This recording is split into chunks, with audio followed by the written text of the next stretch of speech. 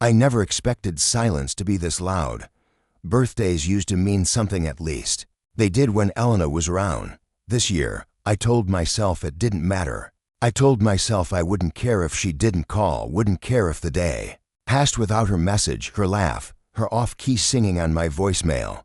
But the truth is, I waited all day, pretending to ignore my phone, glancing at the screen every few minutes, convincing myself I was above caring. I wasn't. It's strange how quickly people can become strangers. Elena and I used to talk about everything: work, family, the little things that made up our days. Then, one argument, one misunderstanding, and suddenly there was nothing. The calls stopped, the texts faded. I replayed that last conversation in my head, the way her voice tightened, the way I let my pride get in the way. I told myself she'd reach out. She didn't. My friends noticed I was quieter. They asked if I was okay, if I wanted to go out, if I wanted to celebrate. I made excuses. I said I was busy, tired, not in the mood. The truth was, I didn't want to risk being surrounded by people who didn't understand what I'd lost. I didn't want to pretend I was fine when I wasn't. I didn't want to admit that I missed her. The day dragged on. Messages from acquaintances, a few calls from family, a generic email from my boss, but nothing from Elena. I tried to focus on work, on errands, on anything that would distract me, but every quiet moment felt heavier.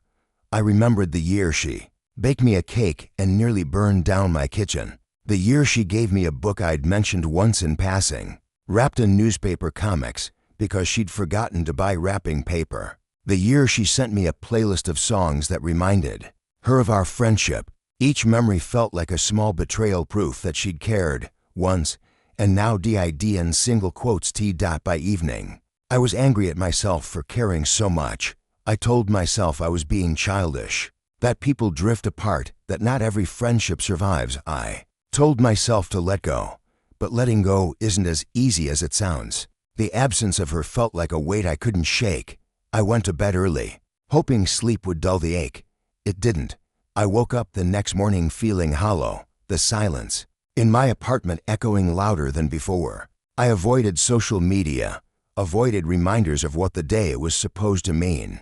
I tried to convince myself I was fine, but the truth is, in single quotes t. Days passed. The world moved on.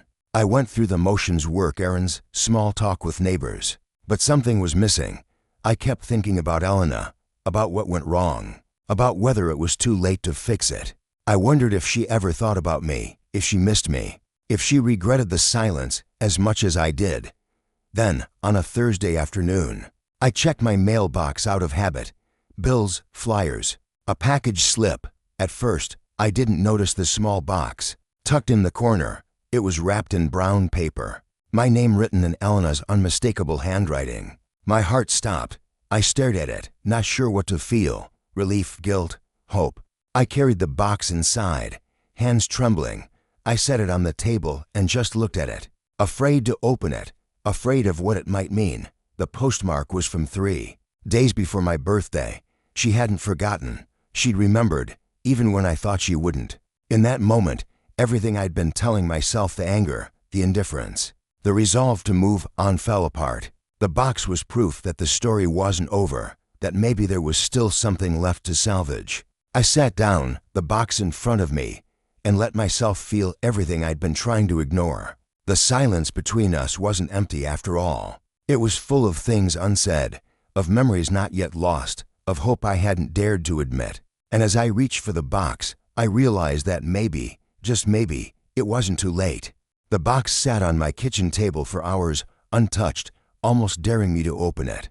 I circled it like it might bite, as if the contents could reach out and drag me back into the past. It was ridiculous, but I couldn't shake the feeling that opening it would mean opening everything I'd tried to close off. I made coffee I didn't drink, scrolled endlessly through my phone, tried to lose myself in the noise of the world outside my window. But my eyes kept drifting back to the box, to Elena's handwriting, to the memories her name alone could summon. I thought about the last time we spoke. It was supposed to be a simple conversation, but it twisted and tangled until neither of us could find our way out. I remembered the frustration in her voice, The way she tried to explain how she felt, and how I cut her off too stubborn, too sure I was right. I remembered her silence on the line. The way she finally said, "Maybe we just need some space." I agreed, thinking it would be temporary. But days turned to weeks, and weeks to months, and the space between us grew until it felt like a canyon. Now, with the box in front of me, all of that came rushing back. I wondered what Elena had been thinking when she wrapped it. If she hesitated the way I was hesitating now, did she worry I wouldn't open it? Did she hope it would be enough to bridge the gap? Or was it just a gesture, a way to say goodbye? Without actually saying the words, I finally sat down, hands resting on the table, and stared at the box.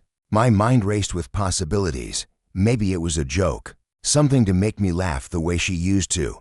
Maybe it was something meaningful, a reminder of better times, or maybe it was nothing at all, just an obligation she felt she had to fulfill. The uncertainty was almost worse than the silence. I picked up the box, feeling its weight. Turning it over in my hands, I ran my fingers over the tape, the edges, the familiar way she looped the letters of my name. I tried to read something into it, some clue about what she was feeling, but all I found was longing, mine, not hers. I took a deep breath and peeled back the paper, careful not to tear it, as if the way I opened it might change what was inside. Inside, I found a small notebook, the kind we used to pass back and forth in college, filled with jokes, doodles, and notes during boring lectures. My chest tightened as I flipped through the pages. On the first page, she'd written, "Thought you could use a place to keep your thoughts. Happy birthday." Her handwriting was steady, but I imagined her pausing before she wrote it, wondering if it was enough. Tucked between the pages was a photo of the two of us from years ago, arms around each other, laughing at something I couldn't remember. I stared at it for a long time, the ache in my chest growing sharper. The photo was a reminder of what we'd had, of what we'd lost, and of what might still be possible. There was no letter, no explanation, just the notebook and the photo. It was simple, understated, but it hit harder than any long apology could have. I realized then that maybe Elena didn't know what to say any more than I did. Maybe this was her way of reaching out, of saying she missed me, of leaving the door open just a crack. I sat at the table, the notebook in my hands, and let the memories wash over me. I thought about all the times we'd laughed until we cried, the late-night talks, the way she always seemed to know what I needed before I did. I thought about the fight, the words we couldn't take back, and the silence that followed. I wondered if she was out there, thinking about me, hoping I'd understand what the gift meant. The urge to call her was overwhelming. I picked up my phone, thumb hovering over her contact. I typed out a message, "Thank you for the gift. It means a lot." Then deleted it. It felt too small, too formal, not enough to capture everything I wanted to say. I tried again. "I miss you, Ken. We talk." But that felt too raw, too soon. I set the phone down, frustrated by my own indecision. I wanted to reach out, to bridge the gap, but I was afraid. Afraid she wouldn't respond. Afraid she'd moved on. Afraid that opening up would only make the hurt worse. The notebook sat in front of me, a silent invitation to try, to hope, to risk being vulnerable again. I opened to a blank page and started to write. Not to her, not yet, but to myself. I wrote about the fight, about the silence, about the way her absence had hollowed out my days. I wrote about the memories, the laughter, the things I wished I'd said. The words came slowly at first, then faster, spilling out in a rush I couldn't control. It felt good to let it out, to see the feelings I'd been carrying laid out in ink dot as the sun dipped lower outside. I closed the notebook and sat back. I felt lighter, but also exposed, like I'd peeled back a layer I'd been hiding behind. I looked at the photo again, at the way we smiled without reservation, and wondered if that version of us still existed somewhere. I didn't know what would happen next. I didn't know if Elena would want to talk, or if the gift was her way of saying goodbye. But for the first time in months, I felt something other than regret. I felt hope, a fragile, tentative hope that maybe, just maybe, we could find our way back to each other. And as I put the notebook on my nightstand, I promised myself I wouldn't let fear decide for me. Not this time. The notebook sat on my desk, its blank pages quietly challenging me every time I passed by. I had filled the first few with scattered thoughts, half-formed apologies, and memories that stung. Still, I hadn't reached out to Elena.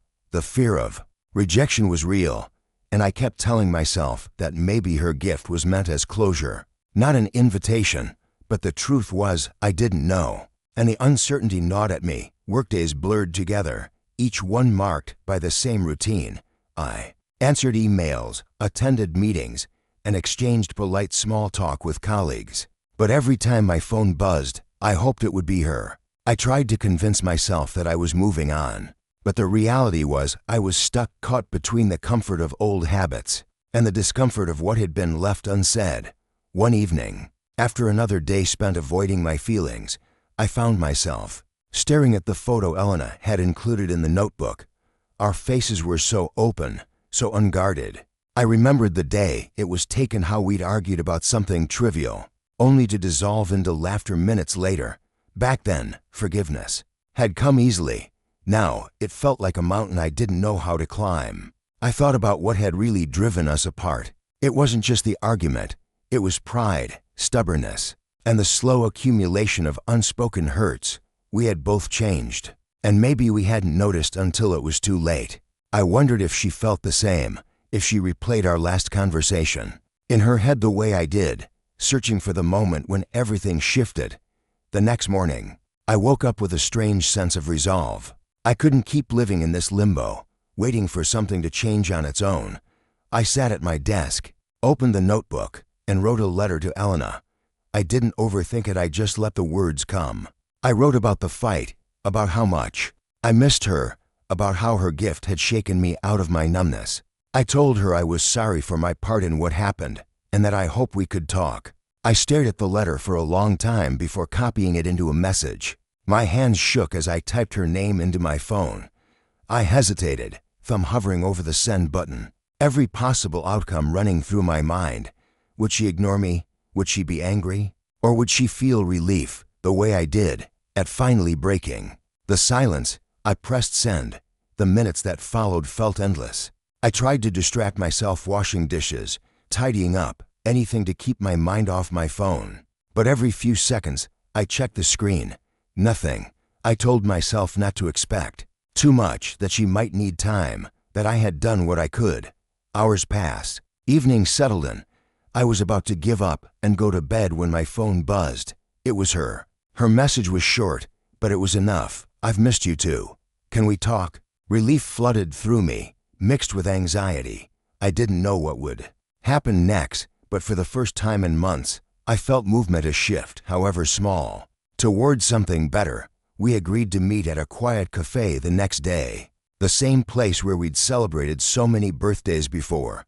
That night, sleep came more easily. I knew the conversation ahead wouldn't be simple.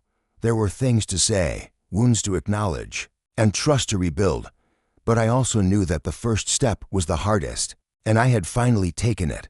The next morning, I arrived at the cafe. Early, I ordered coffee and sat by the window, watching people come and go. My heart pounded as I waited, rehearsing what I might say. When Elena walked in, I almost didn't recognize her at first. She seemed both familiar and changed. We exchanged an awkward smile, and she sat down across from me. For a moment, neither of us spoke. Then she reached across the table and touched my hand, just briefly. "I'm glad you reached out," she said, her voice quiet but steady. I nodded, swallowing the lump in my throat. "Me too." We talked haltingly at first, then more easily as the minutes passed. We spoke about the fight, about what we'd both been feeling, about how hard it had been to let go of our pride. There were tears, but also laughter, and a sense of relief that was almost physical. By the time we left the cafe, nothing had been magically fixed, but something important had shifted. We had faced the silence, acknowledged the pain, and taken the first steps toward rebuilding what we had lost. The future was uncertain, but for the first time in a long while, it felt possible. As I walked home, I realized that healing wasn't about erasing the past. It was about accepting it, learning from it, and choosing to move forward one honest conversation at a time.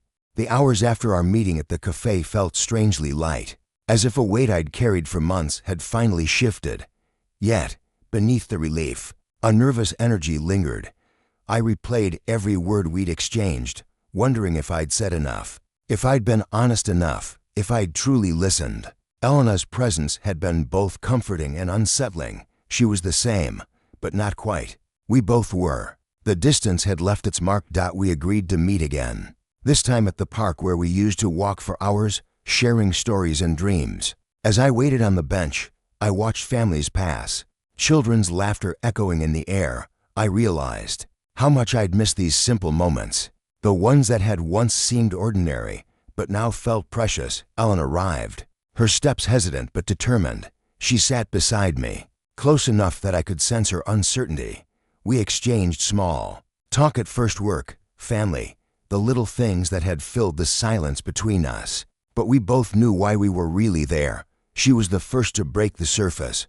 "I kept thinking about what you wrote," she said, her voice quiet. "About the fight, about what we lost. I kept wondering if I could have done something different." I nodded, feeling the old ache return. "Me too. I was stubborn. I thought if I waited long enough, you'd reach out. I didn't want to be the one to admit I was wrong." She looked at me, her eyes searching. "I was scared. I thought maybe you'd moved on, that maybe you didn't care anymore." I shook my head. "I cared. Too much, maybe. That's why it hurt so much." The conversation grew deeper, more honest. We talked about the expectations we'd placed on each other, the ways we'd failed to communicate, the pride that had kept us apart. We admitted to the loneliness, the regret, the moments when we'd almost reached out but stopped ourselves. Each confession felt like a small release, a letting go of the burdens we'd carried alone. At one point, Elena laughed softly. "Do you remember that birthday when I tried to bake you a cake and nearly set off the fire alarm?" I smiled, the memory warming me. "You covered it with so much icing, I couldn't even taste the burnt part." We both laughed, the tension easing. It was a reminder that our friendship had always been built on more than just shared pain. It was built on joy, on resilience, on the ability to find light even in the darkest moments. But the conversation wasn't just about the past. We talked about what we wanted moving forward: how to rebuild trust, how to communicate better, how to make space for each other's flaws. We promised to be honest, even when it was hard, and to forgive, even when it felt impossible. As the sun began to set, Elena turned to me, her expression serious. "I don't want to lose this again. I don't want to lose you." I felt tears prick at my eyes, but I didn't look away. "You won't. Not if we keep trying. Not if we remember what matters." We sat in silence for a while, the kind that felt full rather than empty. I realized that this was the moment I'd been waiting for: not a dramatic reconciliation, but a quiet, steady commitment to do better, to be better. When we finally stood to leave, Elena hugged me tightly. "Thank you," she whispered, "for not giving up." I held her a moment longer, feeling the truth of her words settle in my chest. "Thank you for the gift," I said. "It was exactly what I needed, even if I didn't know it." We walked away together, side by side. The future wasn't certain, but it was open, and for the first time in a long while, I felt ready to step into it, knowing that whatever happened, I wouldn't have to face it alone.